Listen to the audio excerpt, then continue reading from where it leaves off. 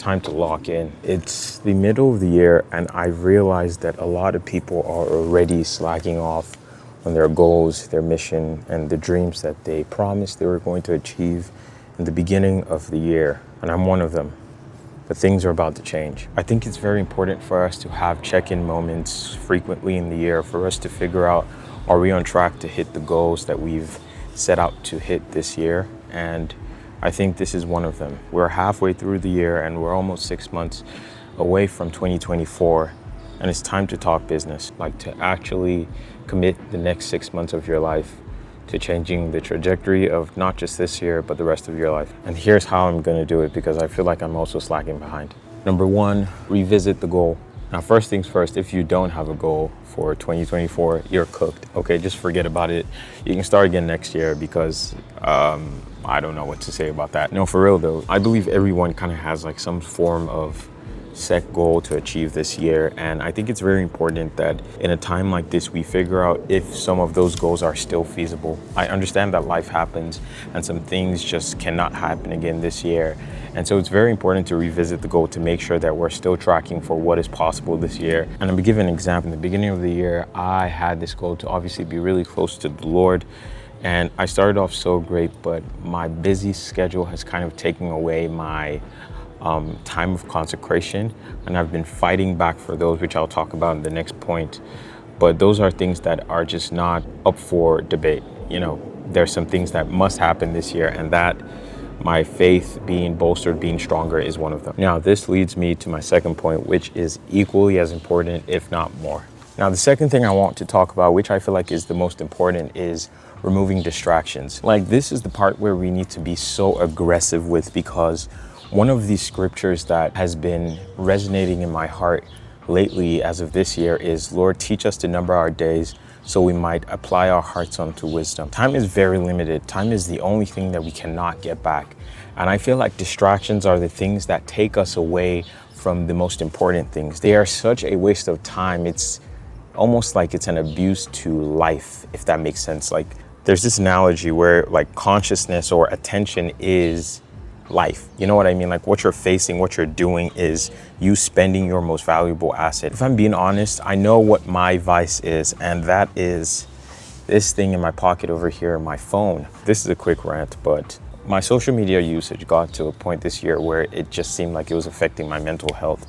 And I would look at my screen time and realize that, man, I spent most of my days just like scrolling through Instagram and also creating for it.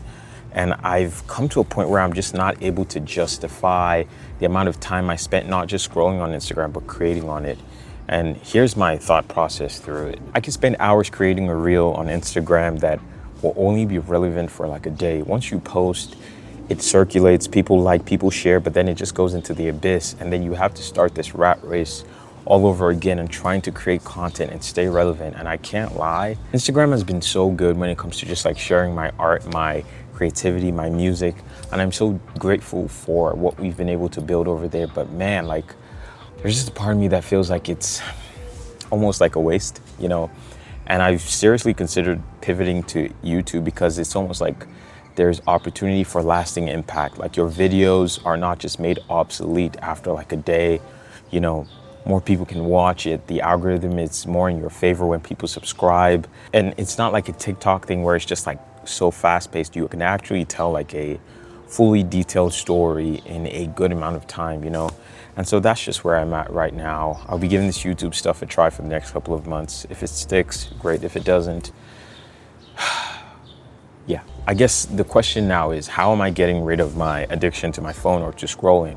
It's actually really simple. I got this device called the Brick that kind of functionally locks me out of my phone or using some of these apps that I consider distractions, like WhatsApp, Instagram, TikTok, for a certain amount of time. And the only way to unlock my phone to use those things is if I'm actually with the device. So one of the things I do is I lock my phone from like 12 a.m. to like 5 p.m. Depending on what I need to do. If I need to post during the day or something, I'd have to unlock my phone for a period of time to, you know, post and then lock it back. And I feel like it's really helped me detach myself from this device over here. I feel less of a need to scroll whenever I'm bored, and it just really helps me enter the flow state when it comes to just creating. Like there's less avenues to look away and actually just focus on what is in front of me and even just the world around me and be a little more present. So if you're struggling with phone usage and all of that, I really think you should get the brick. It's fairly cheap, to be honest, for the amount of time you get back in your day.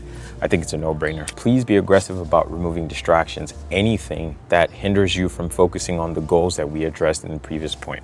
Lastly, make a daily plan. You need to break down your goals into actionable tasks that you can accomplish throughout your week. For me, I have this bunch of A4 paper just sitting on my desk that I write down things I need to do in the beginning of the week and just break them down into days.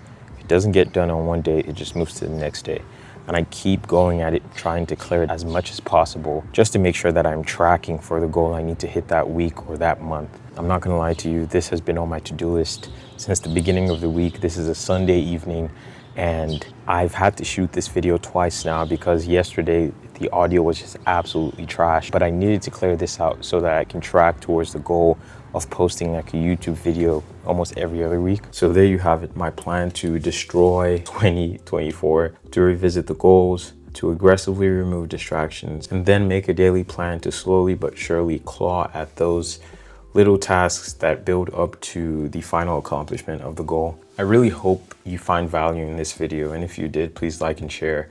To be honest, this is definitely not my best video ever, but I wanted to make sure that I started, that regardless of anything, when I go through this task list, I am being faithful with clearing these out. Please let me know what you think. If you want to share your goals, that's perfectly fine. If you need any help, feel free to put that in the chat or follow us on Instagram and we can talk. Take care of yourself, and remember that the gospel changes everything.